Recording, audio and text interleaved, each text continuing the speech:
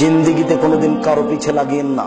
বল, আমাদের নবী মুহাম্মদ সাল্লাল্লাহু আলাইহি ওয়াসাল্লাম বলেন, আরাজা রব্বি, আমার প্রতিপালক একদিন আমাকে উপরে নিয়ে যাচ্ছেন, মারাত্ম বেকমি, কতগুলি লোকের পাশ দিয়ে আমি চলে যাচ্ছি, লাহুম আজফারু মিন নুহাসিন, তাদের নখ হচ্ছে তামার, অনেক লোক বড় বড় নখ, তামার নখ,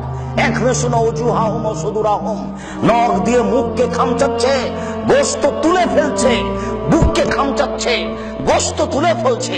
আমি বললাম, জিবরাইল, মানা হাউলা, এরা হাই হাই, একই কথা, তারা তাদের নিজের নখ দিয়ে মুখের গোশত তুলে ফেলছে, এরা কারা?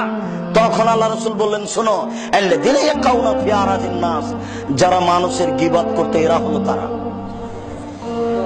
মনে থাকবে না কথা? আয়েশা রাদিয়াল্লাহু তাআলা আনহা তার সতীনের একটু নিন্দা করেছিলেন। আমাদের দেশের ভাষায় সতীন, সাফিয়া, খুব সুন্দরী মহিলা। আল্লাহ রাসূল মাঝে মধ্যে সাফিয়ার প্রশংসা করতেন। সাফিয়া রাদিয়াল্লাহু তাআলা আনহা ছিলেন খুব সুন্দরী, তিনি ছিলেন বড় ঘরের মেয়ে, মাঝে মধ্যে প্রশংসা করতেন। একদা আয়েশা খেপে বলছেন, কি বলেন আপনি, ওটা একটা খাটো মেয়ে, অত প্রশংসা করা লাগে কেন তার?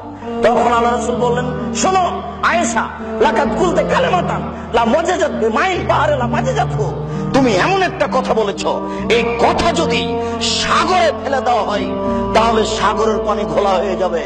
আমি আপনাকে এই বাক্য কি দিয়ে বুঝাই?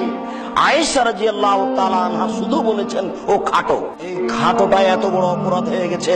আবু হুরায়রা রাদিয়াল্লাহু তাআলা আনহু বলেন, রাসূল সাল্লাল্লাহু আলাইহি ওয়াসাল্লাম বললেন, হাল তাদরুনা মাল গীবাত, আমাদের নবী মুহাম্মদ সাল্লাল্লাহু আলাইহি সাল্লাম বললেন, তোমাদের জানা আছে গীবত কাকে বলে?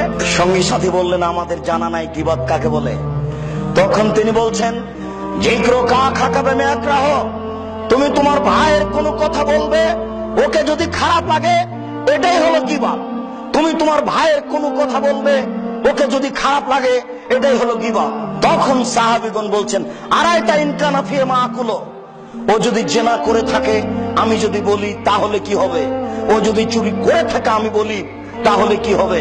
তখন আল্লাহ রাসূল বললেন, শোনো, ইন কানা ফি মা তাকুলু ফাকাত ইকতাবতাহু ওয়া ইল্লাম ইয়াকুন ফি মা তাকুলু ফাকাত বাতাহু, ও যদি জেনা করে থাকে তুমি বলো তাহলে গীবত, ও যদি জেনা না করে থাকে তুমি বলো তাহলে অপবাদ, ও যদি জেনা করে থাকে তুমি বলো তাহলে গীবত, ও যদি না করে থাকে তুমি বলো তাহলে অপবাদ।